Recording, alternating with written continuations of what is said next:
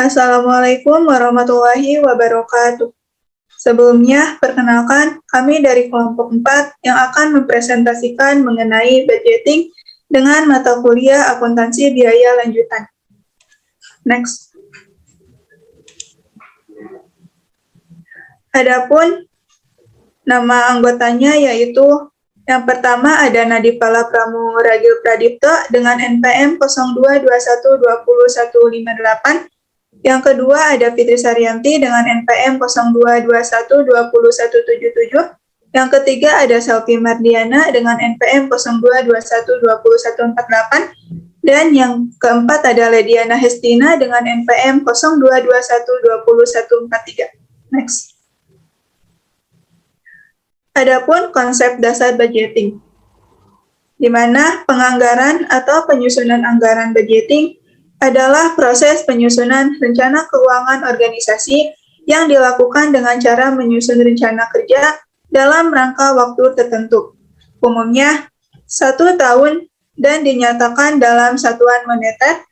Penganggaran merupakan bagian dari proses perencanaan organisasi yang secara umum meliputi perencanaan strategi atau strategi planning, penyusunan program atau programming, dan penyusunan anggaran atau budgeting. Jadi secara singkatnya, konsep dasar budgeting ini sebuah proses di mana kita harus memperkirakan berapa uang yang harus kita keluarkan berdasarkan kemampuan yang akan kita mengeluarkan uang tersebut. Next. Adapun 4 tahap perencanaan anggaran menyeluruh perusahaan. Yang pertama ini ada penetapan filosofi dan misi. Yang kedua ada penetapan tujuan atau goals dan strategi. Yang ketiga penyusunan program atau programming. Dan yang terakhir ada penyusunan anggaran atau budgeting. Adapun fungsi anggaran mencakup 3 hal. Yang pertama itu di bidang planning. Di bidang planning ini atau disebut dengan perencanaan, meliputi membantu manajemen meneliti dan mempelajari segala masalah yang berkaitan dengan aktivitas yang akan dilaksanakan. Selanjutnya yaitu membantu mengarahkan seluruh sumber yang ada di perusahaan dalam menentukan arah dan membantu menstabilkan kesempatan kerja yang tersedia. Yang kedua yaitu di bidang coordinating, di mana di bidang coordinating ini membantu mengkoordinir faktor sumber daya manusia dengan perusahaan, membantu memulai kesesuaian antara rencana aktivitas perusahaan, dan membantu menempatkan pemakaian modal pada seluruh yang menguntungkan.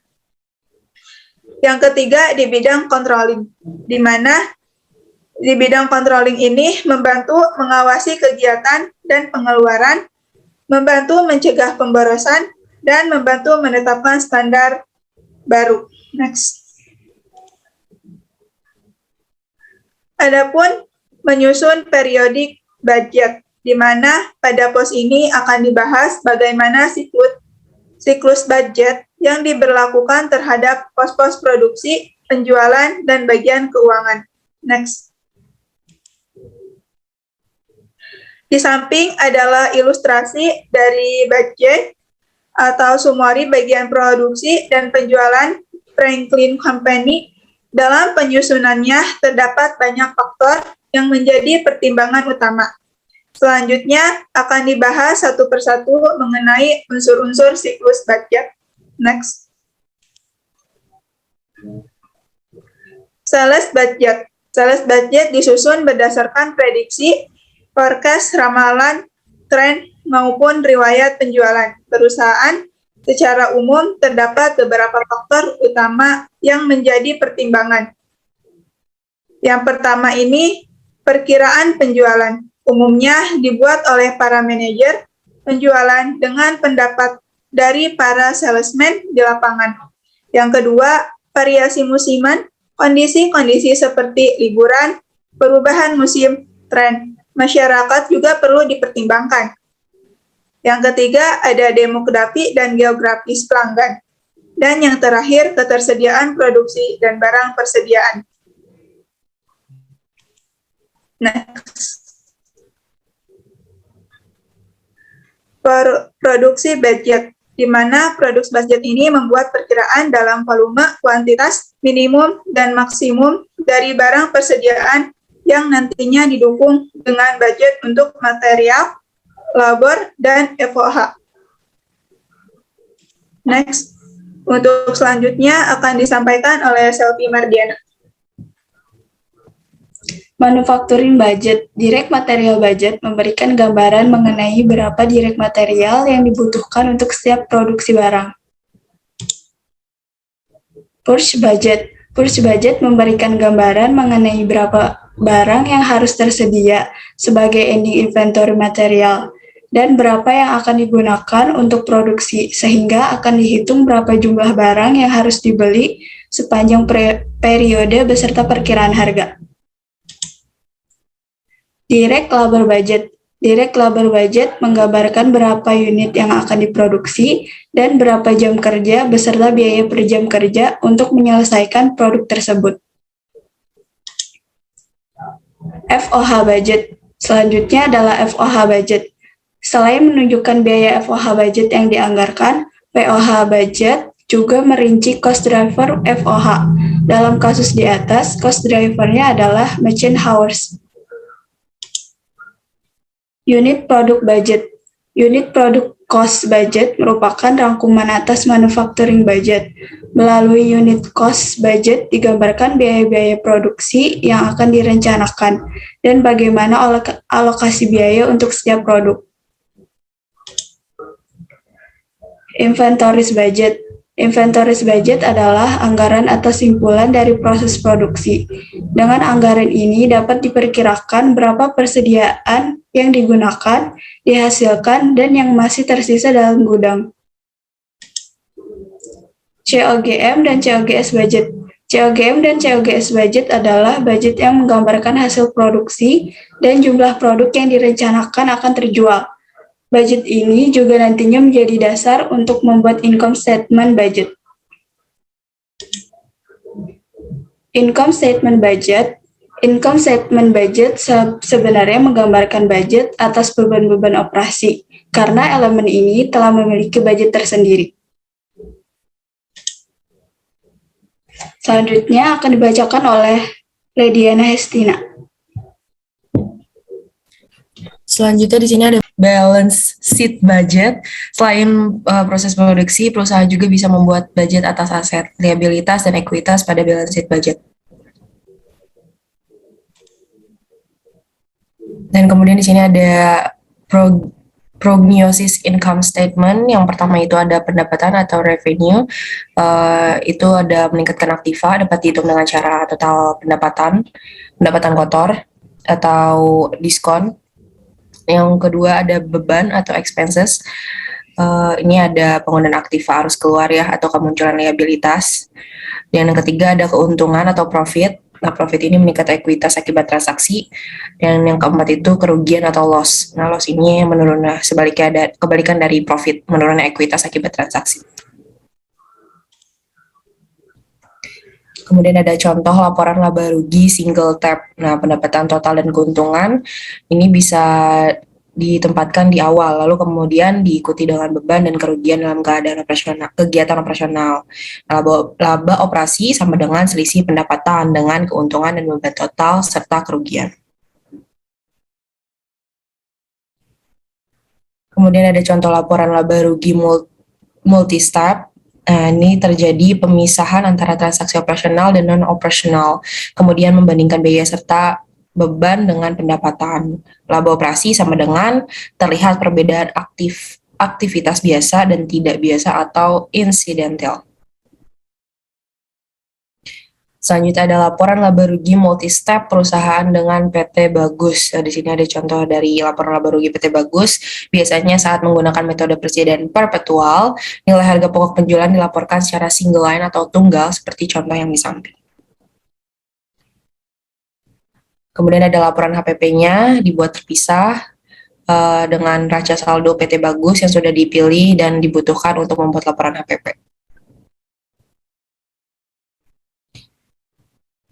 Kemudian ada penganggaran kas. Nah, anggaran kas ini adalah anggaran yang menunjukkan perubahan kas dan memberikan alasan mengenai perubahan kas tersebut, dan juga menunjukkan arus kas masuk sebagai sumber kas dan arus keluar sebagai arus kas yang dibelanjakan atau digunakan. Terus tujuan penganggaran kas itu, jadi pada dasarnya tujuan dibuat anggaran kas itu untuk memberikan informasi yang relevan tentang taksiran penerimaan dan pengeluaran kas perusahaan pada suatu periode tertentu di masa mendatang. Dan selanjutnya akan dijelaskan oleh Nadifah Pradipto. Ya, terima kasih. Dua pendekatan dalam penyusunan anggaran kas. Pendekatan kas masuk dan kas keluar. Metode ini didasarkan pada analisis naik dan turun kas yang dianggarkan yang mencerminkan semua arus kas masuk dan arus kas keluar dari anggaran jualan, anggaran biaya atau beban, dan anggaran tambahan produk modal.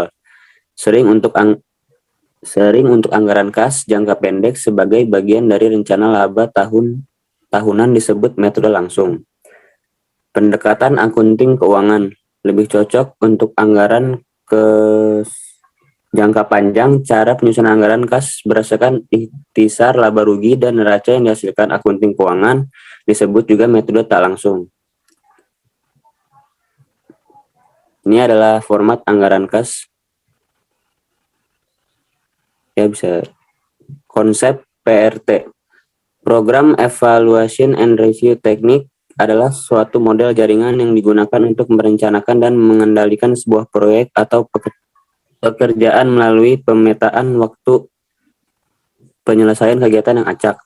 Pengembangan metode PRT dilakukan pada akhir tahun 1950-an. Saat itu sebuah pekerja proyek US Navy Polaris yang memiliki ribuan kontraktor dikelola dengan metode PRT agar tercipta pengurangan waktu dan biaya yang dibutuhkan guna penyelesaian proyek dari awal hingga proyek berakhir. Bisa disebut PRT merupakan sebuah metode manajemen waktu yang akurat atas setiap aktivitas dalam proyek. Tujuan penggunaan PRT. Penggunaan metode PRT dalam manajemen proyek memiliki beberapa tujuan, yaitu mengurangi adanya penundaan maupun gangguan dan konflik produksi, mengkoordinasikan dan mensinkronisasikan sebagian dari suatu keseluruhan pekerjaan, dan mempercepat selesainya proyek.